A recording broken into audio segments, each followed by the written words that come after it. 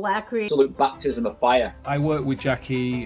Called monetary relation. Testimony to that is we still have 2,000 students and 50 odd clubs. The beginning of the Ming Dynasty, which... Let's bring on Cynthia Rothrock.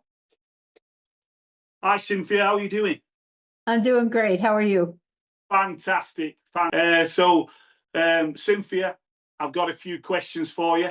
But first, before we go to them questions, if you can, just tell us a little bit about Black Creek. It was something that I've always wanted to do. After doing 70 movies, I decided I finally wanted to do my own and, to do the fight scenes the way I want, to have the cast I want, to have the shots I want. I was also involved with the editing to it. And it's like my baby.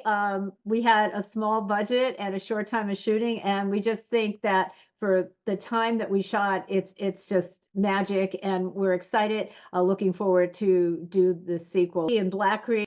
Any memories that stand out? So when I first started, it was an absolute baptism of fire, because obviously standing in a long sort of traditional karate stance, to getting my legs kicked off with a low kick and with a shin, and getting kicked in the head because I had no guard. Muay Thai was a real wide-eyed awakening, because the UK and perhaps most of the world had never seen Muay Thai. It was just only known probably around Southeast Asia and Thailand, which is where it's from. So 3 major Thai masters brought it over here, as I said, in the late 70s, between 76 and 77, which was Grandmaster Sken, Grandmaster Woody and Grandmaster Toddy. Still active today, still teaching. 2 of them are in Thailand, Grandmaster Toddy, Master Woody. Master Sken is still here in the UK. And like I said, it was a baptism of fire, because Muay Thai, no one had seen anything like it, because we're using bare elbows, shins, knees, boxing, and of course kicks, okay, which is, as we know, Muay Thai's kicks are just phenomenal. Let's get straight into it, if we can get straight into it. You worked with Jackie Chan. What was it like working with him on the movie? It was fantastic. So I worked with Jackie on The Medallion many years ago, and I was very fortunate because for The Medallion, Sammo Hung was the action director. So I had almost like a double whammy in terms of talent and legends that I could work with. So obviously I had a lot of respect for Sammo, have a huge amount of respect for Jackie Chan as well. And to see the two of them working together, how Sammo directed Jackie in the action scenes, watching actually Jackie do what he's done for so many years, doing his stunts, doing his fight scenes, was just a tremendous experience for me. And it's something I always, when I was growing up, I always wanted to be in a Jackie Chan movie. How did the martial arts begin for you, especially the Aikido? Oh, well, 53 years ago, 1973. First instructor, Japanese instructor, was Chiba Sensei, who was sent over in the mid-60s from Japan to get Aikido sorted in the UK, get it organised, should I say. At that time, instructors went out from Japan to all over the world, to France, to Italy, to the States, many different countries. And we were fortunate enough to have Chiba Sensei here, who was only a young man when he came, but he was extremely dynamic, extremely powerful, and a fabulous example to us all for practice purposes, certainly in the early days.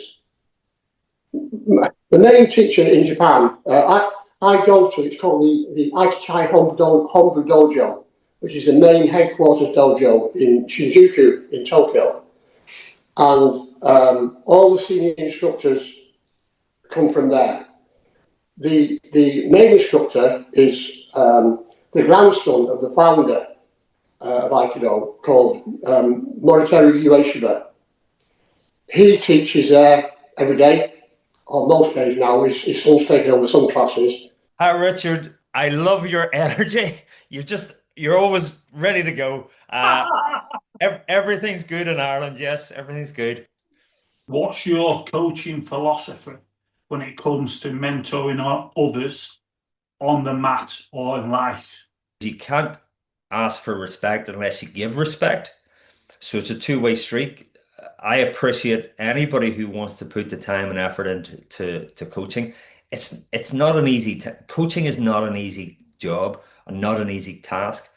Um, I think it's got more difficult over the years because of the whole there's more and more kids who are coming into clubs who have learning difficulties. There's more and more adults who are coming into clubs who have learning difficulties. So you have to structure your coaching approach to suit their needs. People come to jiu-jitsu for many different things. Some people are in for self-defense. Some people want friendship. Some people want fitness. Some people want to build character. And there's a multitude of other things. But the bottom line is, if you look after them, if you actually care about their progression, then I think they'll stay with you. And sort of testimony to that is that we still have 2,000 students and 50 odd clubs. How did your martial arts journey begin, and what led you to Lingard? Well, oh boy, that's I started martial arts at the age of 8 years old. In the beginning, it really was a combination of judo and Kyoshin karate.